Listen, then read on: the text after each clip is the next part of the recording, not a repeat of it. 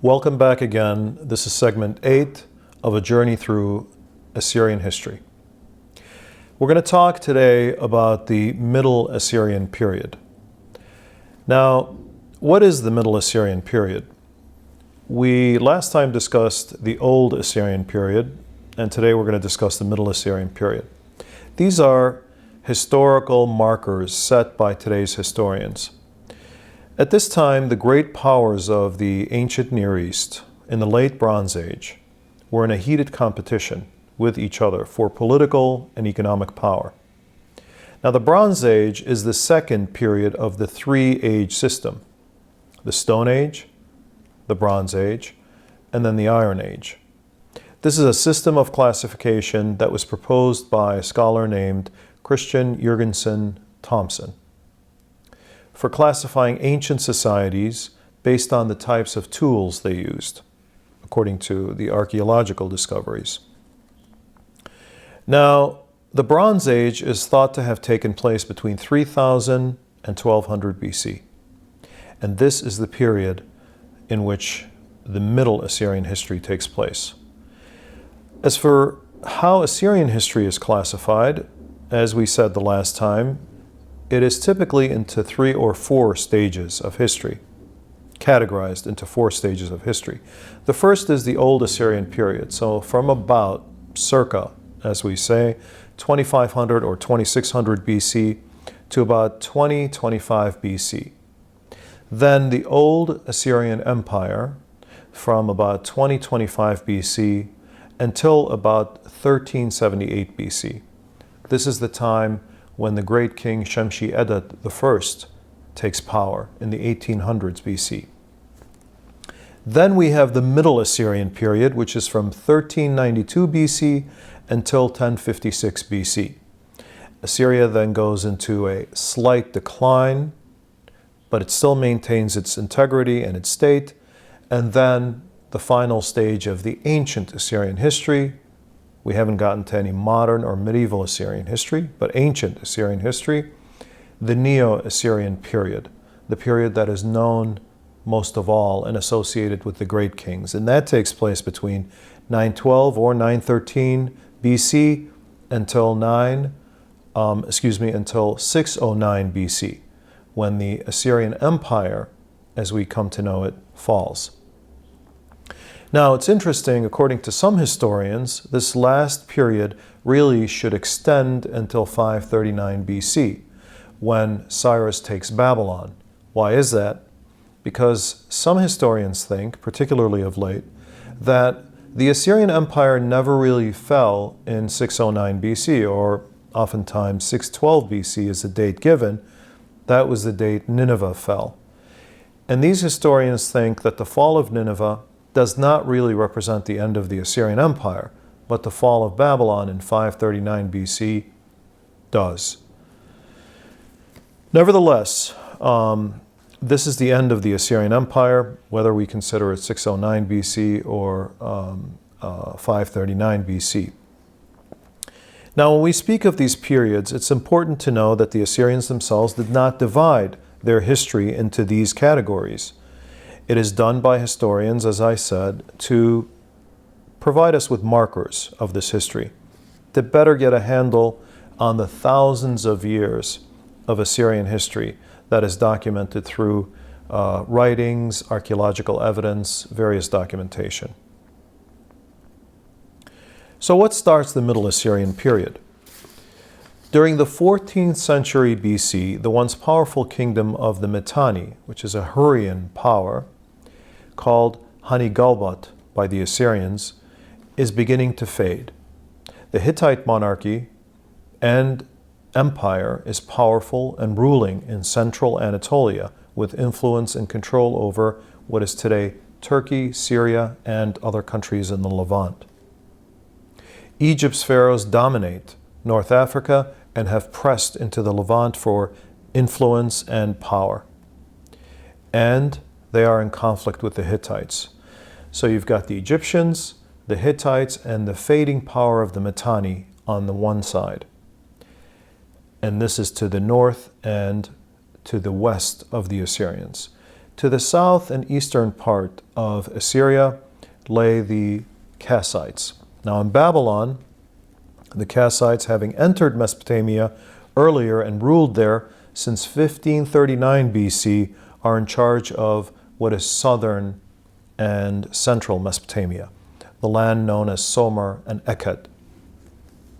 And so in Assyria, Ashurbanipal I, one of the greatest kings of the Assyrians, early Assyria, and for many scholars, he initiates the beginning of the Middle Assyrian period, comes to power.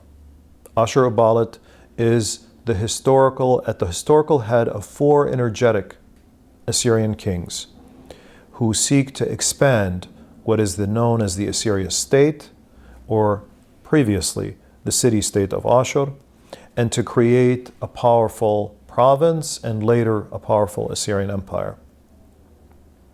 Egypt, the Hittites, Sumer and Akkad, or what is known as Babylonia, and especially the Mitanni, come to see in Assyria a power that will soon dominate the ancient Near East, the known world at the time.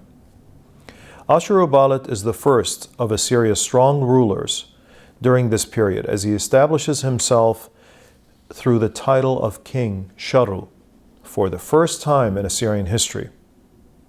He begins to expand the Assyrian state and to build an empire and demand the recognition of this new Assyria by the Hittites, the Egyptians, and the Kassites. His first expansion occurs in the context of the conflict occurring within the state of Mitanni, which had competed with Egypt and the Hittites previously. As the Mitanni state declined, with one side of its rulers siding with the Assyrians and the other side opposing them, Ashurbanipal made his move, overpowering one side of the Mitanni state and threatening the rest of it. This conquest enlarged the Assyrian state, and Assyria has now obtained the status of a regional power, just like the Hittites and the Egyptians and the Kassites, who later they will come to dominate. To build on this status, Ashurbanipal sent two diplomatic letters to Amenophis IV, the Pharaoh of Egypt.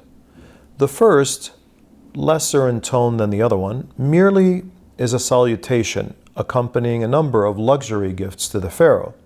However, in the second letter, Ashurbanipal writes after the Mitanni had collapsed and presents the Assyrian king as the brother of the Pharaoh, and therefore worthy of royal gifts previously given by the Pharaoh to the Mitanni and to others.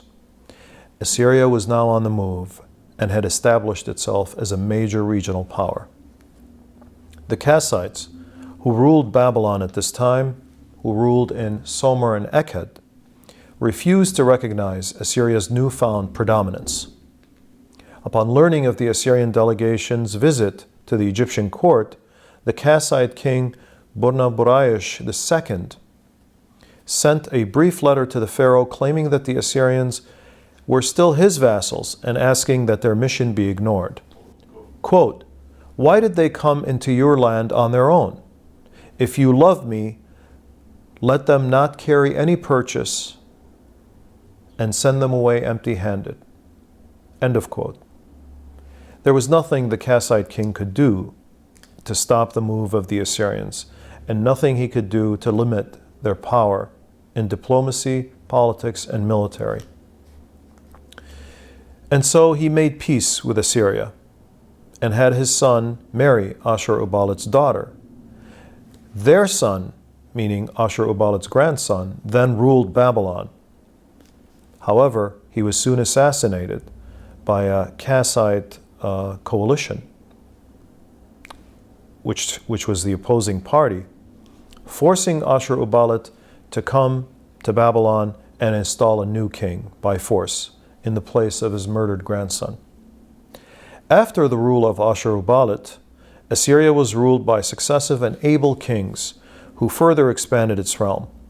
According to the Assyrian Kings List, and we've referred to it before, this was a reliable source that was published and republished by the ancient Assyrians for centuries. After Ashurbanipal, his son, Eribe-Adad, ruled for 36 years, from 1353 to 1318 BC. Then came Enlil-Nirari, son of Ashurbanipal, another son, who ruled for 10 years, from 1317 to 1308 BC.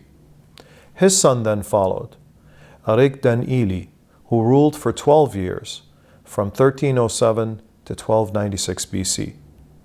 He was then followed by Adad-Nirari, his son, who ruled for 32 years, from 1295 to 1264 BC.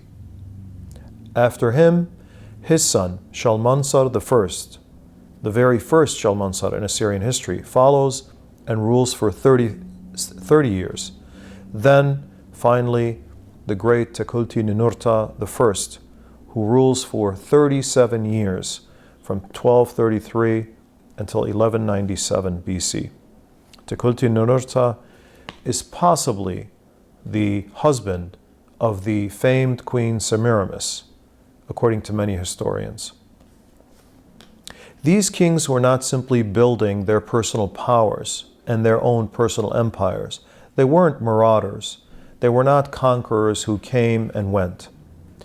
Slowly, they were expanding the Assyrian state, not just in geographical terms, but also its political structure, its culture, and its military power, and building an empire that was to last for centuries and to bring order to the ancient Near East, such as the Near East had never seen before. This was going to be the largest and most powerful empire the world had ever seen. The Assyrian Empire continues on, forging itself into a powerhouse that brings various peoples together. Whether by force or piece of diplomacy, the Assyrian Empire was simply growing.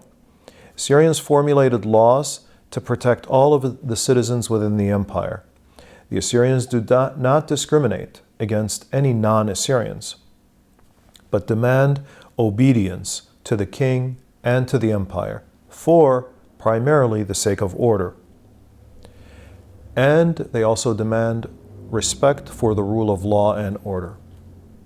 Those who do not abide, those who violate treaties and loyalty oaths are punished harshly, not simply because the Assyrians had a bloodlust, but because they needed to set an example for others.